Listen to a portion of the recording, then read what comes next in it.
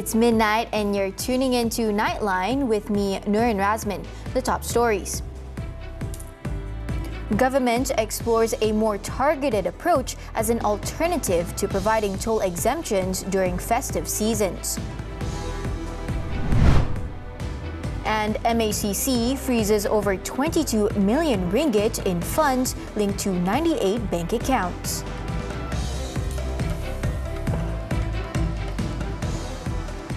Good morning.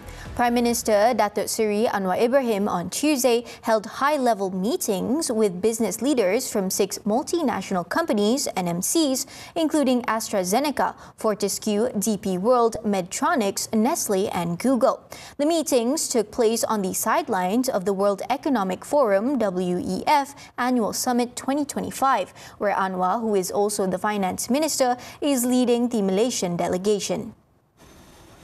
Coming in from Brussels, the aircraft carrying the Prime Minister landed at the Zurich International Airport at 6:25 p.m. local time. Anwar travelled by road to Davos Kolsters, about 175 kilometers from the Zurich airport. According to his social media post late Tuesday, on his first full day at the WEF Annual Summit, the Prime Minister was involved in several business meetings with leaders of multinational companies. He spent half an hour in each meeting with the business leaders, starting with AstraZeneca's Chief Strategy Officer, Mark Dunoyer, followed by a meeting with the Executive Chairman and founder of Fortescue, Minderu Foundation and Tatarang, Dr. Andrew Forrest Au. The Prime Minister and Malaysian delegation then met with DP World, led by its chairman and CEO, Sultan Ahmad bin Sulaim, and also held discussions with Medtronic, represented by its Senior Vice President, Eurasia, Majid Kadumi. The Prime Minister also sat down for a conversation with Nestle's Executive Vice President and CEO of Zone Asia, Oceania and Africa, Remy Ejel. Finally, Anwar and the Malaysian officials had discussions with leaders from Google, represented by Ruth Porat, President and Chief Investment Officer of Alphabet and Google. Anwar said that he had a good session with the meetings, which paved the way to discuss and explore various opportunities for business collaboration related to the economy and investment with the companies involved. This marks Anwar's first participation in the WEF since taking office in 2022. With the theme Collaboration for the Intelligent Age, the high-level summit, which began on Monday and runs until January 24th, is discussing, among other topics, the role and contribution of emerging technologies and the latest innovations in addressing global economic issues. The discussions focus on 5 thematic priorities: industries in the intelligent age, rebuilding trust, reimagining growth, investing in people, and safeguarding the planet.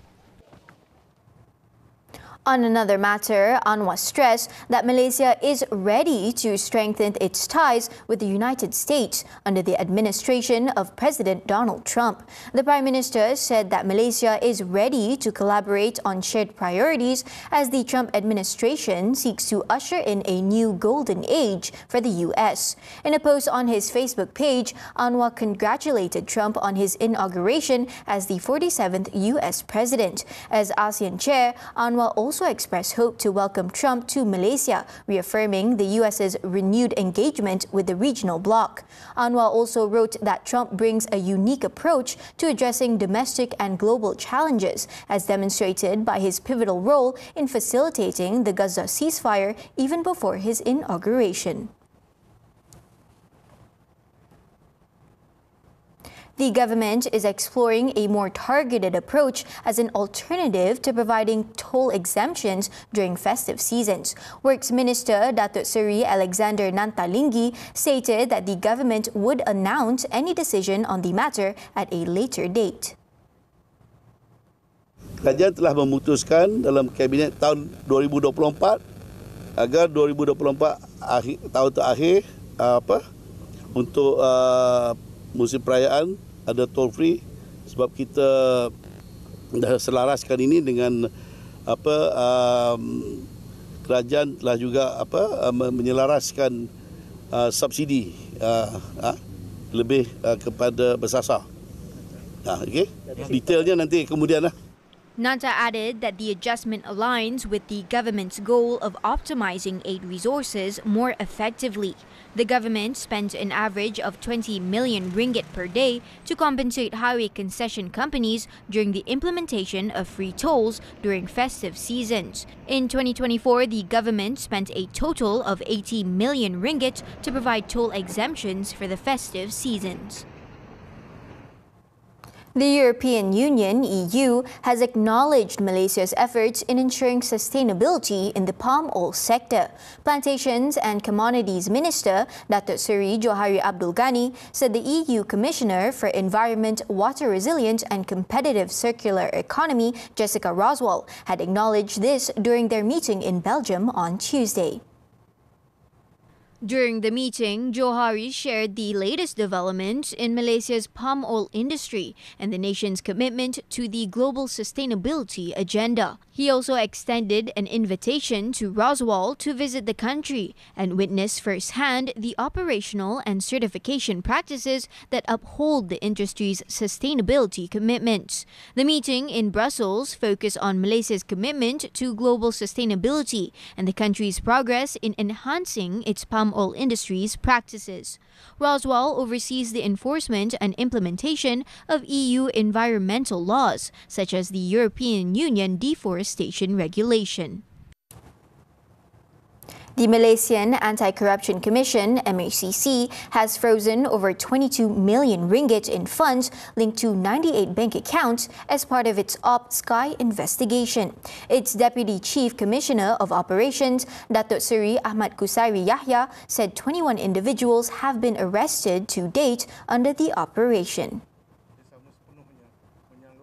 According to Ahmad Kusairi, the syndicate used 6 banks operating in the country, securing loans totaling 700 million ringgit, and did not rule out the possibility of further arrests in connection with the case. Ini termasuk 8 orang pengarah syarikat, 8 orang pengarah dan juga staf sebuah syarikat, 12 orang pegawai bank dan seorang orang awam yang bertindak sebagai ejen. Investigations under Op Transit have revealed the use of unit trusts to receive investments, which were then misappropriated for personal gain. Authorities have seized 9 luxury vehicles, 309,000 ringgit in cash, several luxury watches worth 11.1 million ringgit, 5 luxury handbags valued at over 431,000 ringgit, and 5 sets of jewellery worth 50,000 ringgit. Previously, it was reported that 4,000 documents were confiscated to assist in investigations following the approval of loans totaling 700 million ringgit to civil servants. The case involves a corruption and money laundering syndicate linked to bank officers and financial consulting organizations. Also, under the Sky crackdown, 5 other bank officers have been held to facilitate probe. 4 of the suspects, aged in their 30s and 40s, were handed a 5-day remand order, while the 5th suspect has been remanded for 3 days. The remand orders were issued by Magistrate Irza Zulaikal Rohanuddin after an application was made by the MACC at the Putrajaya Magistrates Court on Tuesday. According to sources, all 5 suspects were detained between 3 p.m. and 7 p.m. on Monday, while having their statements recorded at the MACC headquarters in Putrajaya. The officers are believed to have accepted bribes from a financial consulting company that submitted documents allegedly containing false information about clients applying for personal loans. 16 other individuals who were previously under remand have since been released on MACC bail. In Kedah, the charred bodies of 2 men were found in a house fire in Alor Star on Tuesday. The victims are believed to be 61-year-old Ibrahim Maidin and his 22-year-old adopted son, Muhammad Muslim Muhammad Zaini. Kedah Fire and Rescue Department Zone 1 Chief Ahmad Aminuddin Abdul Rahim said they received a call regarding the fire at 6:51 a.m. Upon arrival, firefighters discovered that the 2-story house located on Jalan Kampung Tongkanyat was already engulfed in flames and successfully brought the fire under control by 7:11 a.m. Kedudukan mayat tu adalah berdekatan dan ditemui di lantai bawah sekarang ni. Dimaklumkan pada peringkat awal lah. Ini adalah laporan awal bahawa mangsa tidur di atas, tetapi masih lagi dalam siasatan awal lah untuk mengenal pasti adakah mangsa tidur di tingkat atas ataupun memang berada di lokasi sedia ada yang kita temui sekarang. Jarak kedudukan mayat itu berdekatan hampir dalam 1 kaki 2 kaki lah, tidak jauh. Aminuddin added that 70% of the house was destroyed and investigations are being conducted to determine the cause and origin of the fire. The victims' remains were sent to the Sultanah Bahia Hospital and police are investigating the possibility of foul play.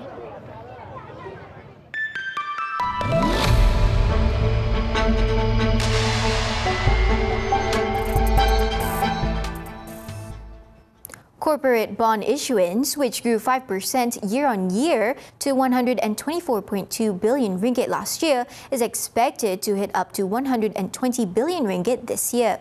According to RAM Rating Services Berhad, it anticipated some of last year's strength spilling over into 2025, seeing corporate bond issuance remaining healthy at 110 billion ringgit to 120 billion ringgit. Infrastructure, financing and businesses' funding needs should also support steady corporate bond issuance activity in 2025. For 2024, it said the financial sector, which stood at 51.7 billion ringgit, and real estate sector at 19.9 billion ringgit continue to be primary drivers of issuance, mirroring trends observed in 2023.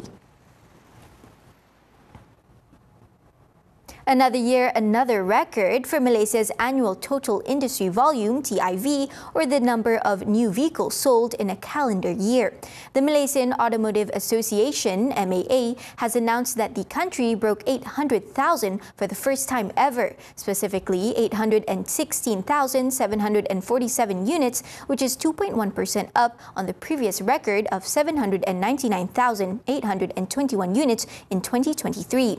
This was primarily driven by passenger cars, which was a 3.9% year-on-year to 747,180 units. The MAA attributed the record to a resilient domestic economy with 5.2% GDP growth in the 3 first quarters, an unchanged 3% overnight policy rate, OPR, a stable socio-political environment, and decade-low 3.2% unemployment rate. Momentum in terms of the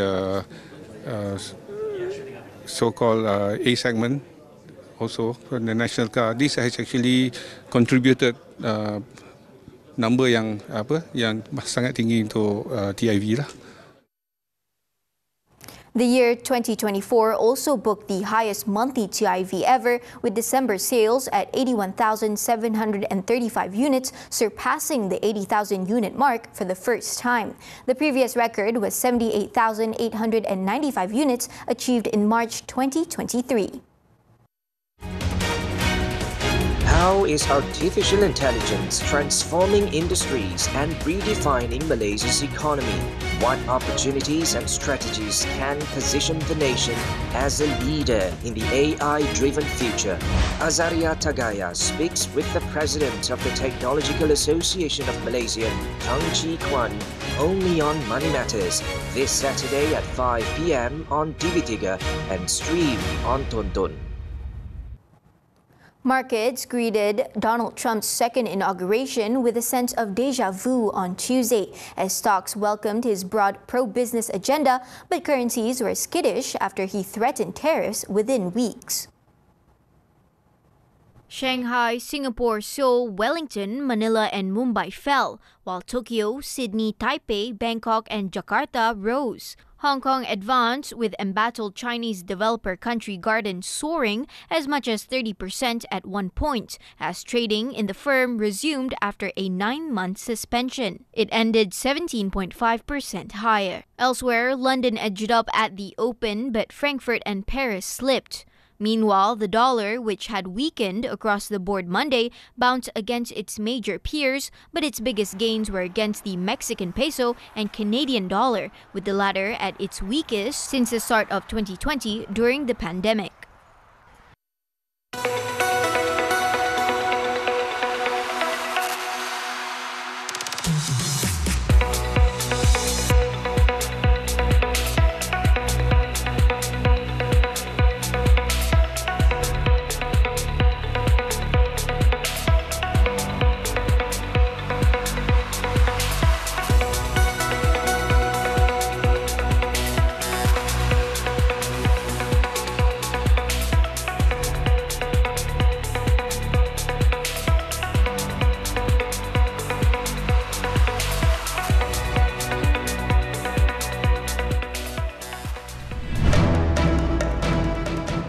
Impressive starts for national shuttlers. Actions from the Indonesia Masters after this breather. Unlocking the future of business. From industry evolutions to policy changes, we go beyond the headlines. Deep insights, sharp analysis. Understanding the forces driving tomorrow's economy. Key financial insights that drive decisions. This is Money Matters, every Saturday, 5 p.m. Only on TV3 and stream now on Tonton.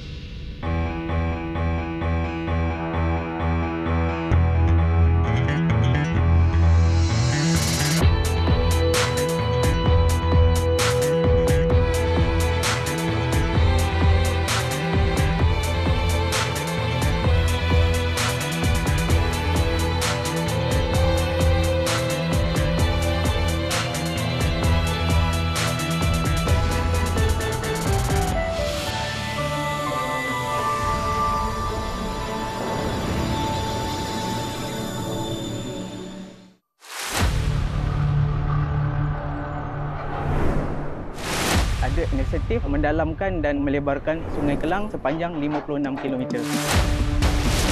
Saya mula menubuhkan satu pasukan, khususnya pemburuan ikan bandaraya. Kehidupan di dalam sungai dah mula ada balik. Majalah 3 Kapsul, Sabtu 10 malam di TV3 dan stream sekarang melalui Tonton. We're back with sports bowling, the 2025 IBF Para World Championships.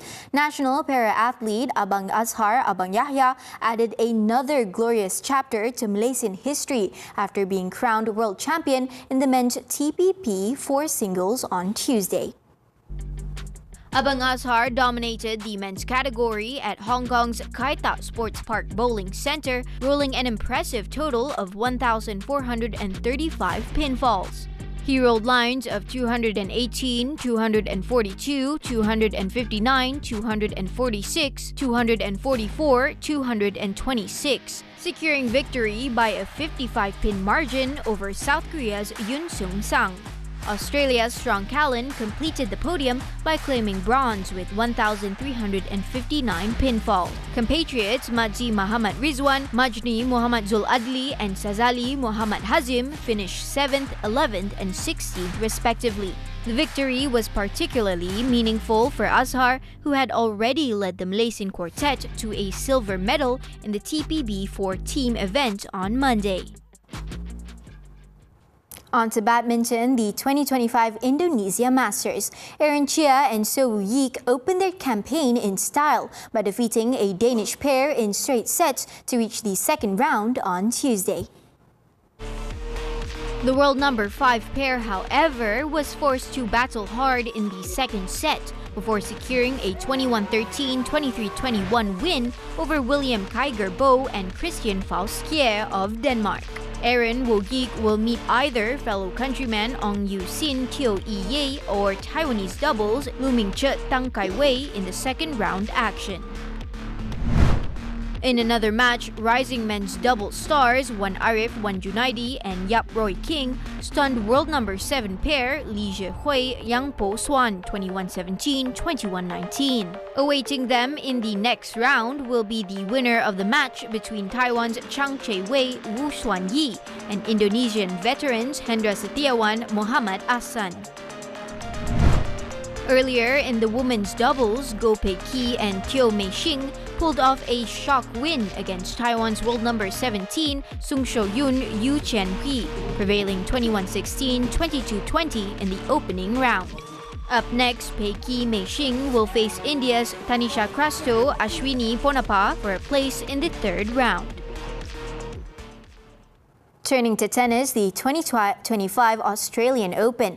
Novak Djokovic beat young rival Carlos Alcaraz Garcia in a gladiatorial battle worthy of a title clash to charge into the semi-finals on Tuesday.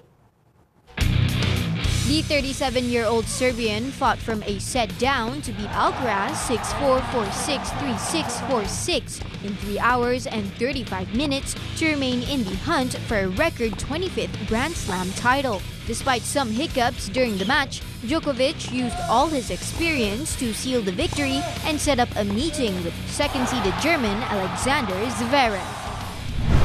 Earlier, Zverev booked his third Australian Open semi-final with a 7-6, 7-6, 2-6, 6-1 win over 12-seeded Tommy Paul of the United States. The 27-year-old German was unable to find his peak level for much of the match played, but he delivered his best tennis when it mattered most to down the American. In the women's category, defending champion Aryna Sabalenka reached the semi-finals with a battling 6-2, 2-6, 6-3 win over Russian 27th seed Anastasia Pavlyuchenkova. The world number 1, who is seeking for her third consecutive Australian Open title, will play her best friend Paula Badosa for a spot in the final.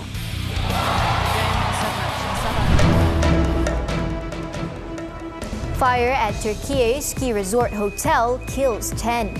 The details when Nightline returns. Unlocking the future of business. From industry evolutions to policy changes, we go beyond the headlines. Deep insights, sharp analysis. Understanding the forces driving tomorrow's economy. Key financial insights that drive decisions. This is Money Matters, every Saturday, 5 p.m. Only on TV3 and stream now on Tonton.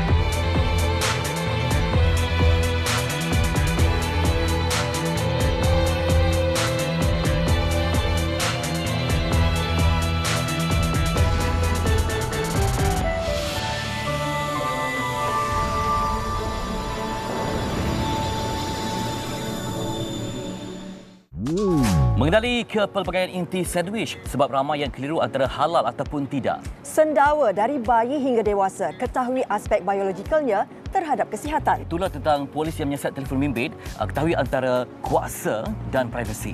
Pickleball, tagball antara inovasi permainan yang semakin popular. Soal awal tentang hutang di atas hutang. Malaysia hari ini setiap hari Isnin hingga Jumaat jam 10 pagi. Juga stream di aplikasi Tonton hanya di TV3.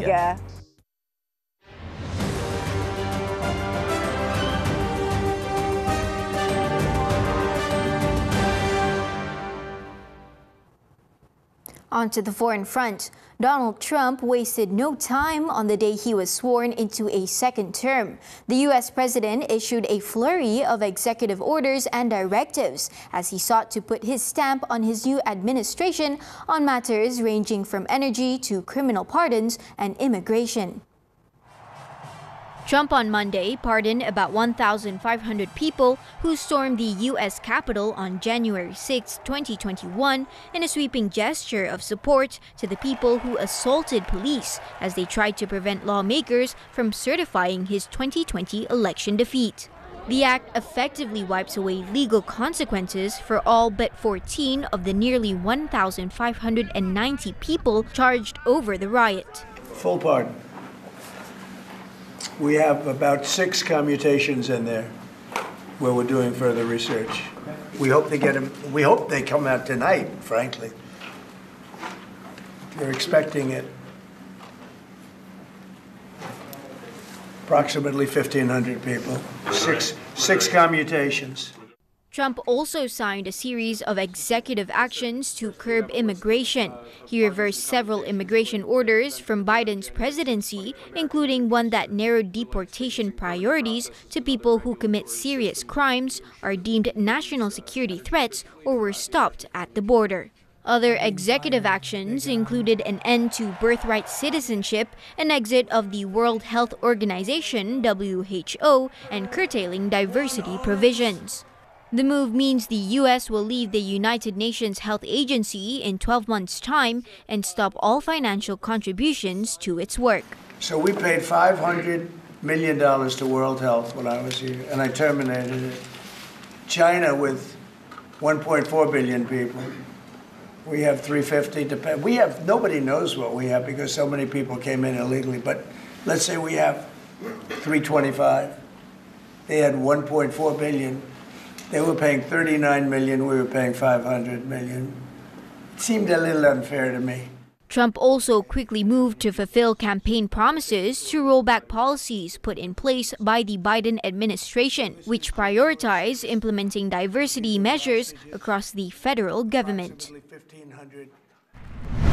Earlier, in what was arguably the most unusual inauguration in American history, President Donald Trump pledged a golden age for the country while castigating the outgoing administration, with now former President Biden sitting just feet behind him. At the ceremony, Trump portrayed himself as a savior chosen by God to rescue a faltering nation. Those who wish to stop our cause have tried to take my freedom and indeed to take my life. Just a few months ago in a beautiful Pennsylvania field, an assassin's bullet ripped through my ear. But I felt then, and believe even more so now, that my life was saved for a reason. I was saved by God to make America great again. The half-hour speech echoed some of the themes he sounded at his first inauguration in 2017 when he spoke of the American carnage of crime and job loss that he said had ravaged the country. Trump repeated false claims from his campaign speeches that other countries were emptying their prisons into America and voiced familiar and unfounded grievances over his criminal prosecutions. All illegal entry will immediately be halted, and we will begin the process of returning millions and millions of criminal aliens back to the places from which they came. We will reinstate my Remain in Mexico policy.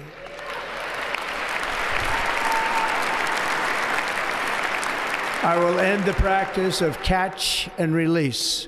The inauguration completes a triumphant return for a political disruptor who was impeached twice, survived 2 assassination attempts, was convicted in a criminal trial, and faced charges for attempting to overturn his 2020 election loss.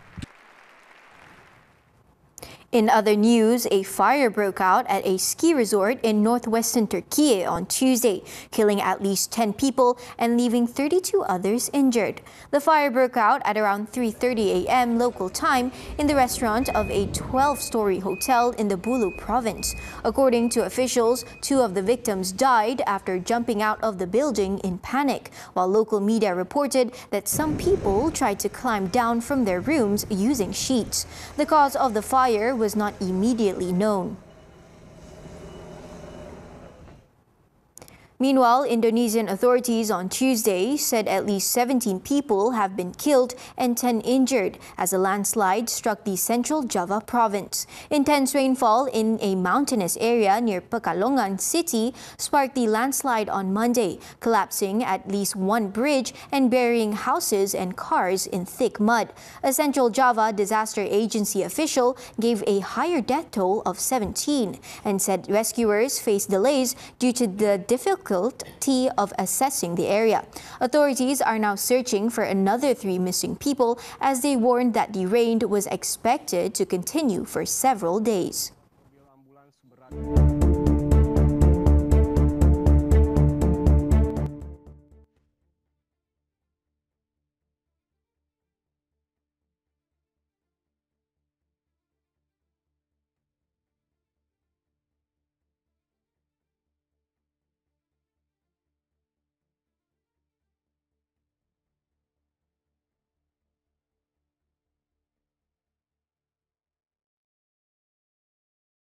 And that concludes Nightline this time around. Before we leave, let's take a look as Amsterdam officially kicked off the tulip selling season during National Tulip Day.